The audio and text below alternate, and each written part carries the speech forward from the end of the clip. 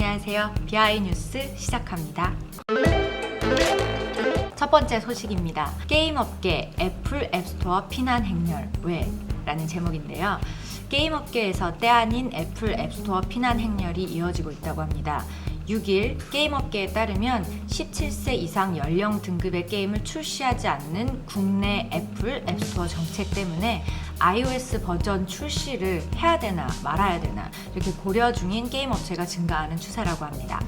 애플 코리아는 2011년 자체 등급 분류 사업자로 지정된 이후에 현재까지 국내에서 청소년 이용 불가 앱을 출시하지 않는 정책을 고수해왔는데요. 이로 인해서 애플 앱스토어 유저들은 게임을 즐기는 데 있어서 제약을 가질 수밖에 없다는 입장입니다. 넥슨 관계자 말에 따르면 애플 앱스토어에서 청소년 이용 불가 게임을 출시할 수가 없는 실정이다 라고 말을 했고요. 넥슨의 게임인 시노 앨리스를 제대로 즐기려면 청소년 이용 불가가 필수이다. 그래서 현재까지는 iOS 버전 출시 계획은 없다 라고 전해왔습니다. 두 번째 소식입니다. 미국으로 간 라이언, 브라운, K 캐릭터를 알리다. 미국 라스베거스에서 열린 세계 최대 규모의 캐릭터 박람회에 한국의 라이언과 브라운이 등장을 했는데요. 각각 카카오와 네이버의 모바일 메신저 서비스에서 인기를 얻게 된 대표 이모티콘 캐릭터이지만 완구, 음악, 패션과의 각종 연계 상품으로 재탄생하면서 지적 재산권 가치를 입증하고 있는 존재들이기도 하죠. 방탄소년단 등 한류 열풍에 힘입어 K 캐릭터에 대한 관심도 높아지고 있는 실정인데요. 카카오와 네이버는 이번 박람회를 계기로 해외 시장을 적극 공략하겠다는 입장입니다. 세 번째 소식입니다. 세계 K-팝 팬들이 모일 블록체인 팬클럽 플랫폼이 나온다. 세계 시장에서 K-팝 인기가 급상승하고 있는 가운데 블록체인을 기반으로 세계 K-팝 팬들을 모으고 아티스트와 소통할 수 있도록 하는 팬클럽 플랫폼이 연내에 선보일 예정이라고 합니다. 블록체인 기반 소셜 엔터테인먼트 업체인 스노우엠이 7월 데모 버전 공개에 이어서 올 하반기에는 팬클럽 온라인 커뮤니티 플랫폼인 스노우닥 정식 서비스를 시작한다고 합니다.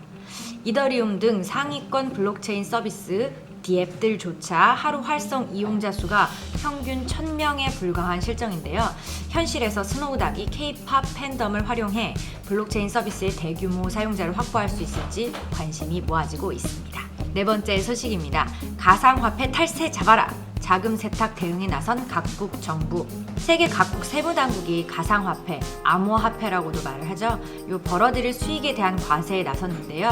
조세 회피를 위한 자금 세탁에도 적극 대응하는 추세입니다.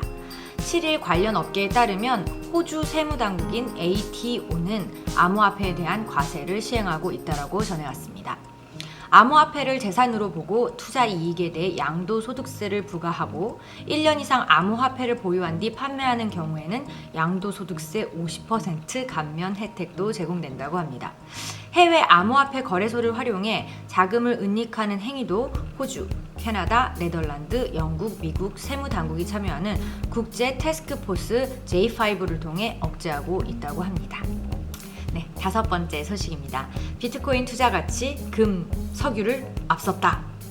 네, 블록체인 분석 기관인 델파이 디지털이 올해 상반기 가장 뛰어난 실적을 보인 투자 자산으로는 비트코인을 꼽았다고 전해왔습니다. 코인 텔레그래프가 4일 전한 소식인데요. 델파이 디지털은 보고서를 통해서 유럽 경제 침체와 미중 무역 분쟁 등 글로벌 악재 속에서도 올해 상반기 비트코인의 가파른 성장세가 두드러졌다면서 특히 5월 비트코인 투자 실적은 석유와 금 등 전통 자산의 투자 실적을 크게 앞섰다라고 평가를 해왔습니다. 여섯 번째 소식입니다.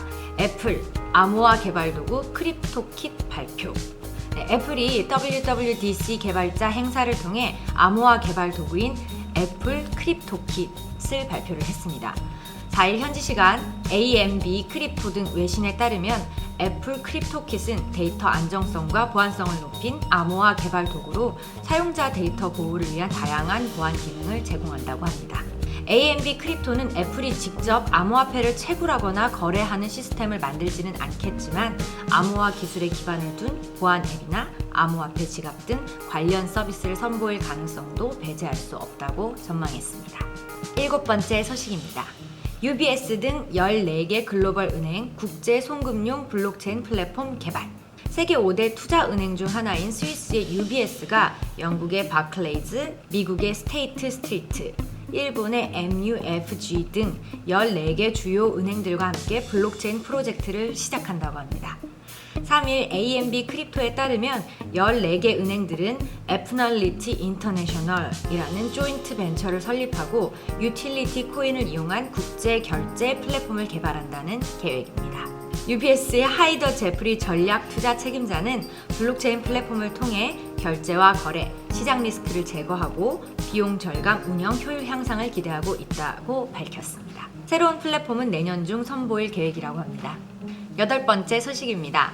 음원 시장에도 개인주의 바람, 차트보다는 취향. 시장 조사 업체인 코리안 클릭에 따르면 현재 국내 음원 시장에서는 멜론이 45%, 지니뮤직이 22%, SK텔레콤의 플로가 17%의 점유율을 차지하고 있다고 하는데요. 이 중 취향 중심 음악 플랫폼이라는 컨셉을 가지고 지난해 출시된 플로의 성장세가 무서운 상황입니다. 플로는 실시간 차트 중심의 기존 음악 플랫폼들과는 달리 철저하게 이용자의 취향에 초점을 맞췄는데요. NHN 벅스도 지난 3월 5년 만에 대규모 업데이트를 실시했는데요. 주요 내용은 개인화 추천 서비스인 뮤직 for you를 고도화한 것이라고 합니다. 이는 회원별 음악 감상 기록을 정밀하게 분석해 벅스가 보유한 4천만 곡 중 최적화된 음악을 선곡해주는 서비스라고 하네요. 업계 1위를 공고히 하던 멜론도 지난 4월 취향 중심 모바일 업데이트를 했다고 밝혀왔습니다. 9번째 소식입니다. 정부 가상계좌 물고 트나 신규 가상계좌 발급 예고. 정부가 가상계좌 신규 발급을 통해서 암호화폐 거래소에 대한 본격적인 정비에 나설 전망입니다. 일부 검증된 거래소에 신규 가상계좌를 허용함으로써 시장 통제력을 높이는 한편 무분별한 거래소 설립을 억제한다는 보관입니다. 업계 소식통에 따르면 최근 금융당국이 지난해부터 국내 거래소를 대상으로 묶어둔 신규 실명인증 가상계좌 발급을 재개할 것으로 보입니다. 여기에는 국내 4대 암호화폐 거래소뿐만 아니라 신규 거래소도 포함될 전망이라고 하네요. 현재까지 거론된 거래소는 업비트, 코빗, 한비코 등입니다. 마지막 소식입니다. 5G 서비스 2달, 아직은 실망. 세계 최초 5G 상용 서비스를 시작한 지 2달이 됐지만 여전히 5G 커버리지는 미흡한 수준입니다. 서울, 수도권을 제외한 지방에서는 5G 신호를 잡기가 쉽지가 않고요. 5G 스마트폰을 사고서도 LTE 우선 모드로 쓰는 경우가 부지기수입니다.